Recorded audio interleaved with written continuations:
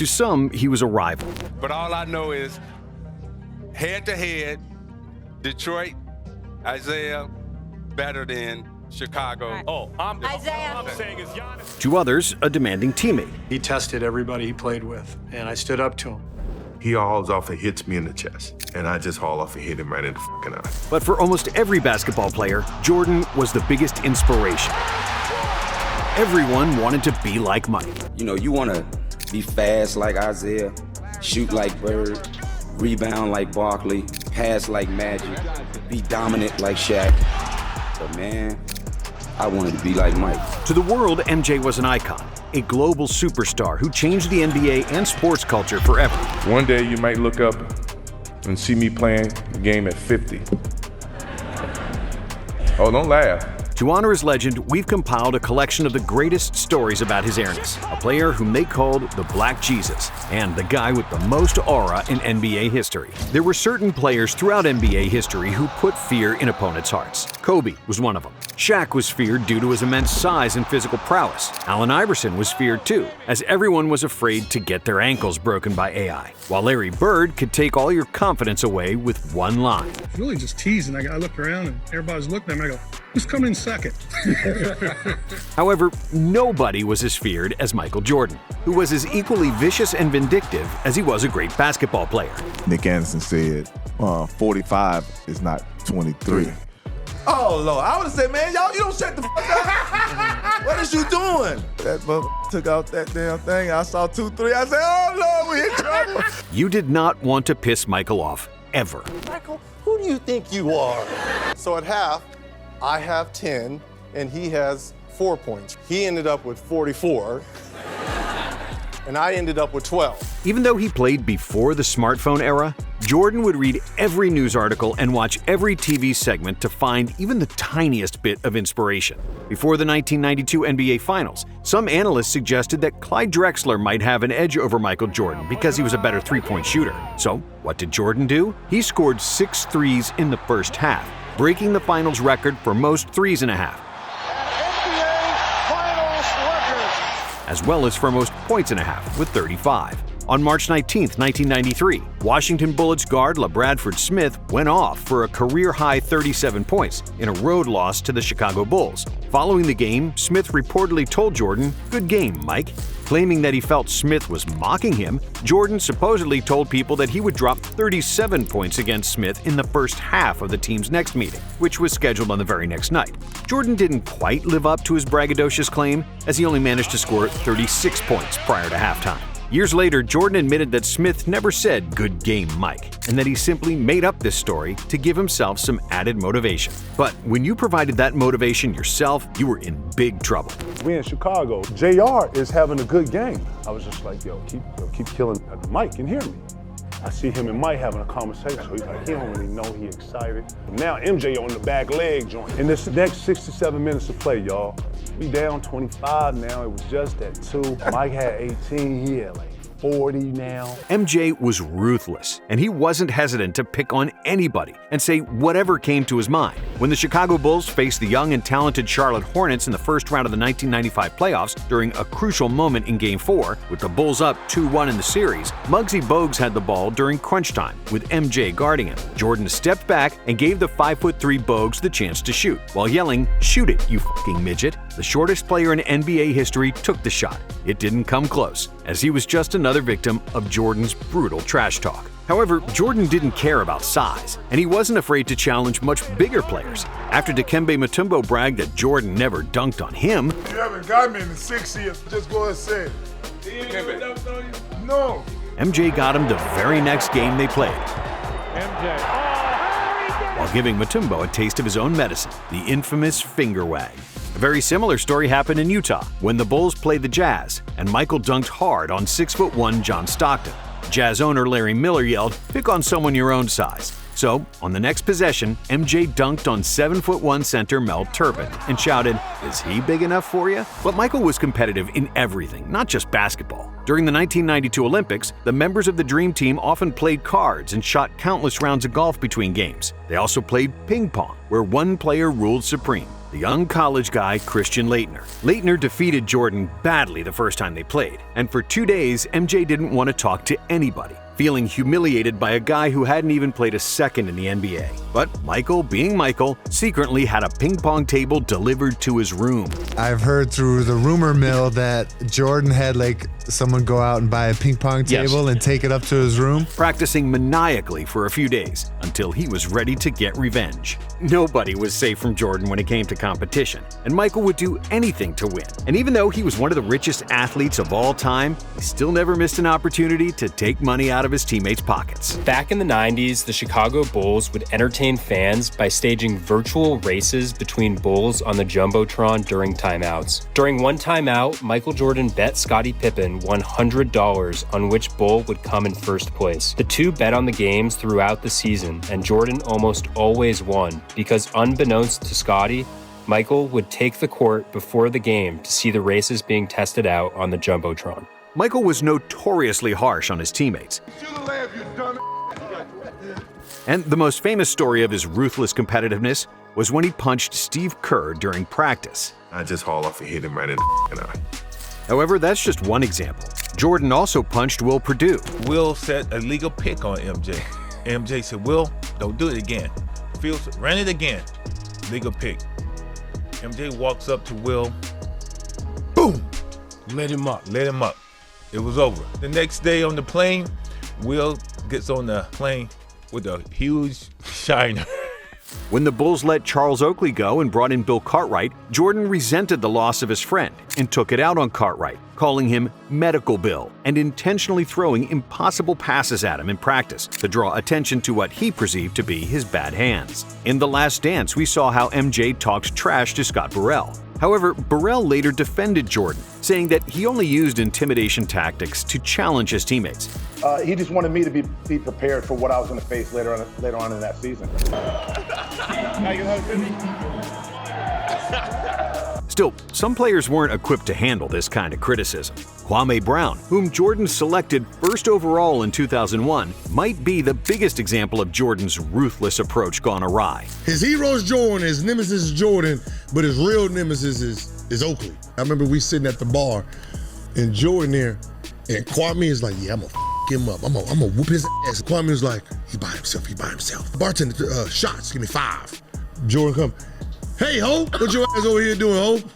And Kwame didn't say nothing. All you see was Kwame take them, hit them shits. Boom, boom. And he was like, oh, you trying to get some courage, huh? Oakley downstairs. That's all MJ said was, hey, ho, you trying to get some courage? Oakley downstairs. After Kwame's disappointing first couple of months in the league, the 38-year-old Jordan, who unretired and became Brown's teammate, started bullying the 18-year-old to toughen him up. Even when he was past his prime with the Wizards, MJ still had plenty of highlights, and he could still get under people's skin better than anybody. When Jordan played Kobe, Jordan won, and then at the end of the game, I guess Kobe was wearing some Jordan 8s.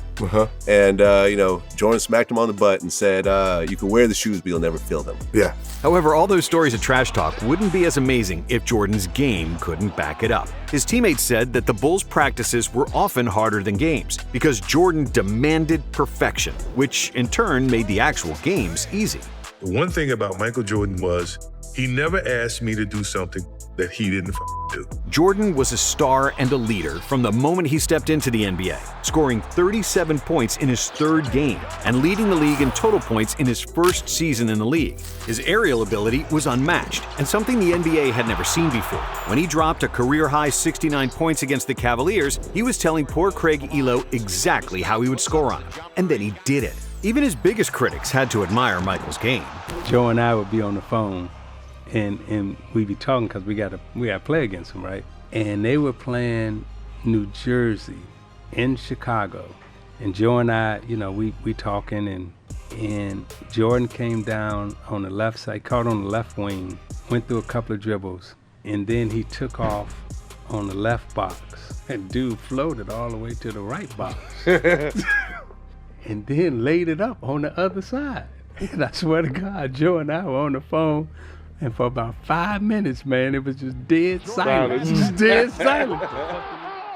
MJ's scoring prowess is well known, but his defensive ability was equal to it. Quick, agile, strong for a shooting guard, Jordan was a nightmare for opposing wing players. Due to his long arms and gargantuan hands, he was able to clasp the ball like it's an apple and outright snatch an opponent's dribble. Michael ranks 4th all-time in steals, and in a 1988 game against the Celtics, he stole the ball 8 times in the first half. It's been the Michael Jordan show so far with 8 first-half steals. That's a Bulls record. Of course, the most famous and the most important steal of Jordan's career happened during his last game for the Bulls, when he stole the ball from Karl Malone, after which he made arguably the biggest shot of his life. Number 6. Jordan, open, Chicago with the lead! For his career, Jordan made 28 game-winning shots, including an NBA record 9 game-winning buzzer beaters, which cemented his status as one of the most clutch players ever. After Jordan retired in 1998, the Bulls had a catastrophic season, setting a modern-day record with just 49 points scored in a 1999 game against Miami. The Bulls setting a new record for offensive futility. They score only 49 points. Michael had 39 games of 49-plus points with the Bulls, which proved how badly the Bulls needed him. In 2007, at the age of 43, Jordan was running a basketball camp when he got challenged by the best high school player in the country, O.J. Mayo. In front of my camp, he starts this thing about, you can't guard me, you can't do this. You know, I got my campers here, so I can't really go where I want to go because of my camp. So I stop the camp, send the kids to bed. We go back to playing. And he starts his whole thing that you can't guard me, you can't do this. And then finally I just said, look, dude, you may be the best high school player, but I'm the best player in the world. So from this point on, it's a lesson. And from that point on, it was a lesson. He never won a game. Even when he was past the age of 50, Jordan's competitiveness was unmatched, and he was still able to beat NBA players one-on-one. You did have the chance to go one-on-one with Michael Jordan earlier in the year. You know, can you take me a little bit through the game? It was a dream come true for me. Because my boss now. In his early years, Jordan was not a drinker, never touched alcohol during the 80s, but he suffered from insomnia, and a doctor told him to try drinking a couple of beers before bed to take the edge off. After that, Jordan started drinking regularly, oftentimes before games. However, that didn't have any impact on his game. On the bus and MJ like, man, drop me off here.